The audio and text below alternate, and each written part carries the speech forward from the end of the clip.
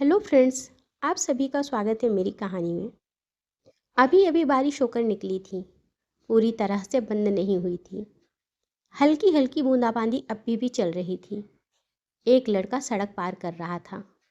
तभी उसकी नज़र दूर से आती हुई स्कूटी पर पड़ी। एक लड़की स्कूटी से घबराती हुई चली आ रही थी। स्कूटी उसके पास पहुंचने ही वाली थी कि लड़की की स्कूटी फिसल गई और लड़की गिर गई। लड़के ने दौड़कर लड़की को उठाया और उसकी स्कूटी को उठाकर खड़ा किया। लड़की को दाहिने हाथ में चोट आई थी। लड़के ने जल्दी से अपने रुमाल से उसके ब्लड को साफ किया और उस पर रुमाल बांध दी। लड़की बहुत हड़बड़ाहट में थी। उसने फिर से स्कूटी स्टार्ट करने की कोशिश की। तब लड़के ने उसका हाथ पकड़कर कहा, आपको इतनी चोट लगी है, पहले आप इस पर बैंडेज करवा लो, उसके बाद आपकी मर्जी, आपको जहाँ जाना हो जा सकती हूँ। तब लड़की आंखों में आंसू भरकर बोली, मेरी माँ की तबीयत खराब है, मैं उन्हीं की दवा लेने जा रही थी। मैंने जितनी जल्दबाजी की मुझे उतनी ही देर हो गई। लड़के ने कहा, अगर आप बुरा न माने तो मैं आपकी मदद कर सकता हूँ। लड़की ने कहा, आपने मेरी इतनी तो मदद कर दी है, अब कितना करेंगे। लड़के ने कहा, कोई बात नहीं, आप पीछे स्कूटी पर बैठिए, आप जहाँ चल रही थी वहाँ का रास्ता बताइए, मैं चलता हूँ आपके साथ। लड़की चुपचाप से लड़के के पीछे बैठ जाती है और एक मेडिकल स्टोर पर जाकर रुकती है। वहीं पास में हॉस्पिटल रहता है। लड़का लड़की को लेकर पहले उसके हाथ का बैंडेज करवाता है। उसके बाद लड़की की माँ की दवा लेकर लड़की को उसके घर पहुँचा देता है। लड़की कहती है, आपका बहुत बहुत शुक्रिया, आज आपने मेरी बहुत मदद की। अंदर आकर एक कप चाय तो पी लीजिए। लड़का हंस के कहता है, आज नहीं, फिर कभी, आज थोड़ा ज़रूरी काम से जा रहा हूँ। लड़की कहती है, आपको ज़रूरी काम था, फिर भी आपने मेरी मदद की। लड़का कहता है, किसी की मदद करने से ज़्यादा ज़रूरी नहीं था, बस इसीलिए। अब लड़की हंस देती है। लड़की कहती है, अरे आपने अपना नाम तो बताया ही नहीं। और हाँ, मेरा नाम नूरी है।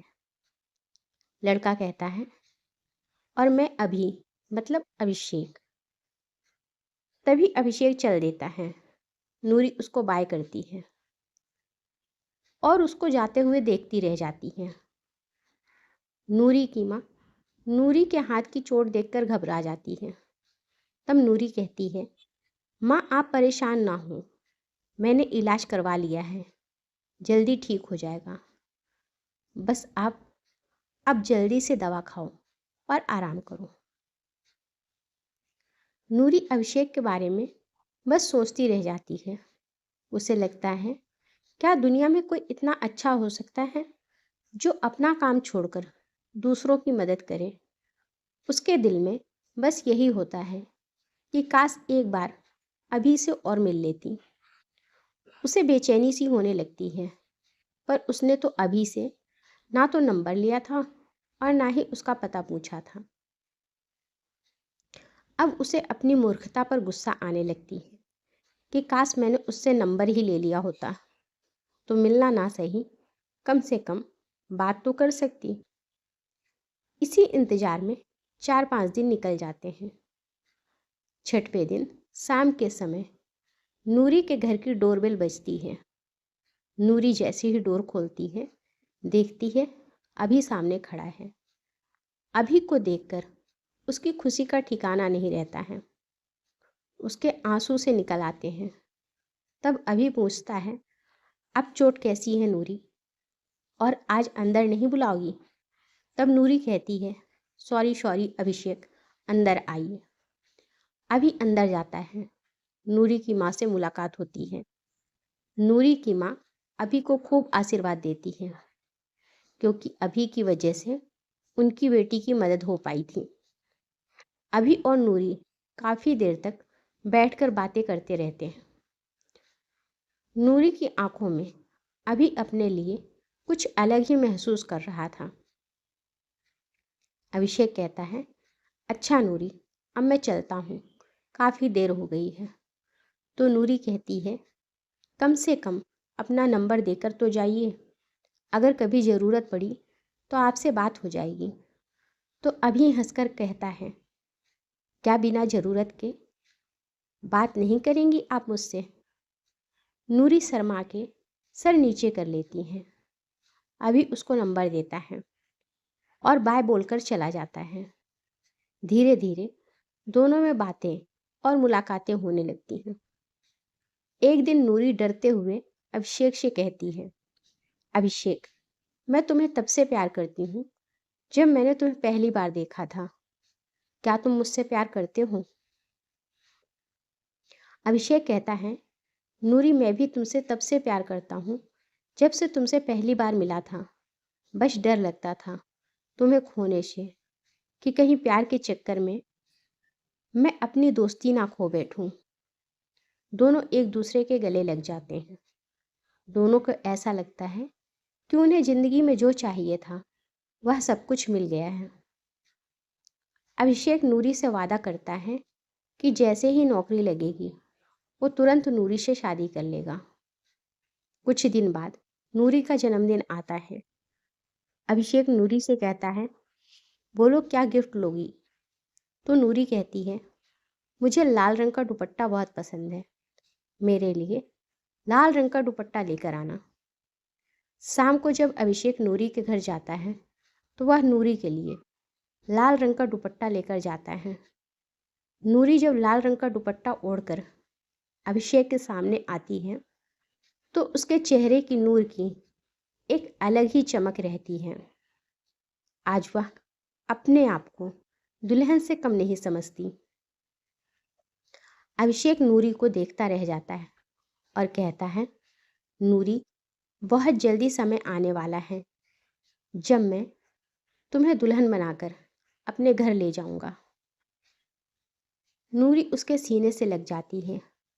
ऐसा लगता है जैसे आज उसका जन्म लेना सफल हो गया। 2 दिन बाद नूरी के पास अभिषेक का फ़ोन आता है। अभिषेक नूरी को बताता है कि मेरी नौकरी का ज्वाइनिंग लेटर आया है, मुझे कुछ दिन के लिए बाहर जाना पड़ेगा। फिर जैसे ही मैं आऊँगा हम दोनों शादी करके एक नए जीवन की शुरुआत करेंगे। नूरी को अभिषेक से दूर रहने पर बुरा भी लगता है, लेकिन उन लोगों की ज़िंदगी के लिए अभिषेक का नौकरी पर जाना ज़रूरी था। दोनों की फ़ोन पर बात होती रहती थी। इधर कुछ दिनों से नूरी का व्यवहार बदल गया था। वह अभिषेक से ज़्यादा बात भी नहीं करती थी और उसका मिजाज बदला बदला रहता था। अभिषेक को लगा कि शायद नूरी दूर होने की वजह से परेशान है, इस वजह से ऐसा कर रही है। जब मैं उसके पास जाऊंगा तो सब ठीक हो जाएगा। कुछ दिन बाद छुट्टी मिलने पर अभिषेक घर आता है। वह सीधे नूरी के घर पहुंचता है। वहाँ वह देखता है कि एक बहुत हैंडसम सा लड़का बैठा हुआ है। नूरी जैसे ही अभिषेक को देखती है वह डर जाती है। फिर अपने होश संभालते हुए कहती है, अरे अभिषेक, तुम इनसे मिलो, यह है मेरे होने वाले शौहर, और अरमान, यह है मेरे सबसे अच्छे दोस्त अभिषेक। अरमान अभिषेक से हाथ मिलाता है और कहता है, यूं ही नहीं नूरी तुम्हारी तारीफ करती थी, यार तुम सच में बहुत अच्छे हो। नूरी अभिषेक को देखकर कहती है, तुमने मुझे बताया नहीं कि तुम आने वाले हो। अभिषेक का तो काटो तो खून नहीं वाला हाल था। अभिषेक कहता है, मुझे लगा मैं तुम्हें सरप्राइज दूंगा, पर तुमने तो उल्टा मुझे ही सरप्राइज दे दिया। अभी नूरी से कहता है, अच्छा मैं चलता हूँ, फिर बाद में मिलूँगा। अभिषेक घर आता है और खूब रोता है। उसे यकीन नहीं होता कि जो नूरी उस पर जान देती थी वो किसी और से शादी कैसे कर सकती है। तभी अभिषेक के मोबाइल पर नूरी का फ़ोन आता है। नूरी कहती है, अभिषेक, क्या आज शाम को तुम मुझसे मिल सकते हो? अभिषेक जानना चाहता है कि नूरी ने उसके साथ ऐसा क्यों किया। इसीलिए कहता है, ठीक है। तब नूरी कहती है, आज शाम 6 बजे पार्क में जहाँ पहले मिलते थे आ जाना, ठीक है? शाम 6 बजे नूरी और अभिषेक उसी पार्क में पहुँचते हैं।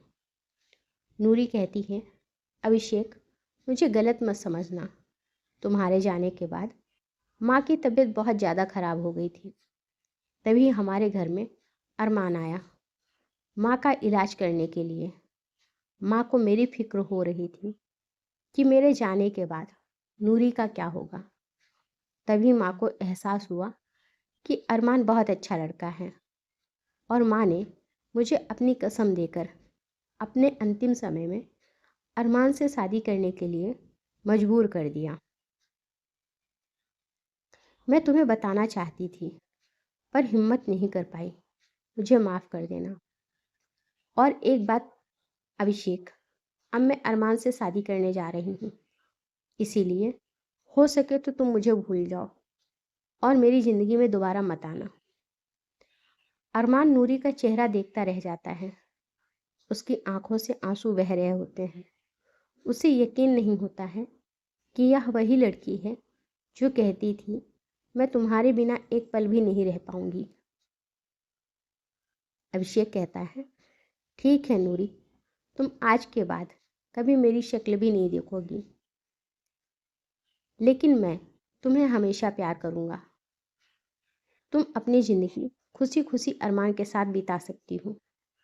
मैं तुम्हें कभी परेशान नहीं करूँगा क्योंकि मैंने तुमसे सच्चा प्यार किया है और जिससे प्यार किया जाता है उसकी खुशी के लिए तो कुछ भी कर लिया जाता है। अभिषेक की बात सुनकर नूरी की आंखों में भी आंसू आ जाते हैं, पर वह अपने आंसू छुपाते हुए वहाँ से चली जाती है। 2 दिन बाद अभिषेक भी अपनी ड्यूटी पर वापस चला जाता है। अभिषेक की तो ऐसा लगता है जैसे दुनिया ही खत्म हो गई है। बेचारा जैसे तैसे जिंदगी काट रहा होता है। एक दिन वह ड्यूटी से वापस आ रहा होता है, तभी उसकी मुलाकात अरमान से होती है। वह जैसे ही अरमान को देखता है तुरंत मुंह फेर लेता है, लेकिन अरमान अभिषेक को देखकर तुरंत गाड़ी से उतरकर अभिषेक के पास आता है और कहता है, हेलो अभिषेक, कैसे हो? अभिषेक कहता है, मैं ठीक हूँ, तुम कैसे हो? फिर हंस के कहता है, जिसके पास नूरी जैसी पत्नी है वह तो अच्छा ही रहेगा। तब अरमान कहता है, शायद तुम ठीक कह रहे हो, पर नूरी मेरी पत्नी नहीं है। अभिषेक कहता है, तुम दोनों की तो शादी होने वाली थी ना? तब अरमान कहता है, अभिषेक, मेरे साथ चलो, मुझे तुम्हें कुछ दिखाना है। अभिषेक कहता है, मैं तुम्हारे साथ कहीं नहीं जाऊंगा और मुझे कुछ नहीं देखना है। अरमान कहता है, तुम नूरी से बहुत प्यार करते थे ना? तुम्हें नूरी की कसम, मेरी बात मान लो। अभिषेक मजबूर होकर अरमान की गाड़ी में बैठता है। अरमान अभिषेक को लेकर एक कब्रिस्तान पहुंचता है। अभिषेक कहता है, तुम मुझे कब्रिस्तान लेकर क्यों जा रहे हो? तुम्हारा इरादा क्या है? तब अरमान कहता है, डरो नहीं, तुम्हें कुछ दिखाना है और कुछ बताना है, नहीं तो तुम अपनी नूरी को हमेशा बेवफा ही समझते रहोगे। दोनों कार से उतरकर कब्रिस्तान की ओर बढ़ जाते हैं। अभी थोड़ी दूर चलते हैं कि अभिषेक को एक कब्रिस्तान के ऊपर जो दुपट्टा उसने नूरी को दिया था वह उड़ाया हुआ था। अभिषेक प्रश्न भरी निगाहों से अरमान की ओर देखता है। तब अरमान बताता है, अभिषेक, यह तुम्हारी नूरी की कब्र है। बहुत प्यार करती थी नूरी तुमसे, और इस दुनिया में नूरी ने सिर्फ तुमसे ही प्यार किया।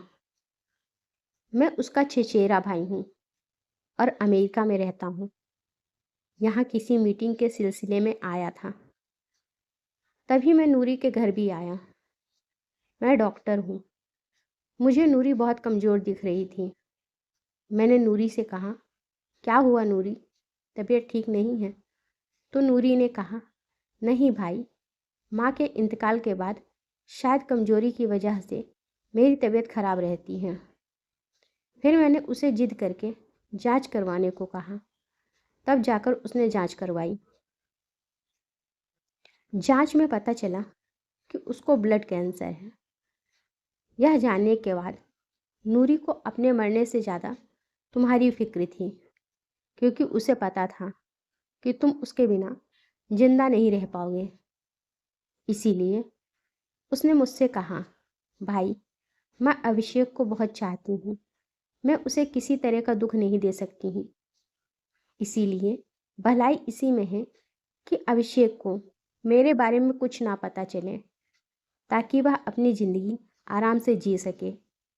कुछ दिन याद करेगा, बाद में मुझे बेवफा समझकर भूल ही जाएगा। आप मेरी बस इस काम में मदद कर दो। मैं उसकी मोहब्बत के आगे मजबूर था, तभी मैं तुम्हें सच नहीं बता पाया था। पर मुझे इस बात का दुख हमेशा था कि एक सच्चा प्यार करने वाली लड़की तुम्हारी नज़रों में बेवफा होकर जुदा हो गई। पर आज जब तुम मेरे सामने आए तो मैं अपने आप को रोक नहीं पाया। मैं उसका भाई हूँ, शौहर तो तुम ही हो उसके। अभिषेक सब सुनते सुनते नूरी की कब्र पर गिर पड़ा। उसने नूरी की कब्र को चूमा और थोड़ी देर बाद अभिषेक भी नूरी के पास चला गया, हमेशा हमेशा के लिए।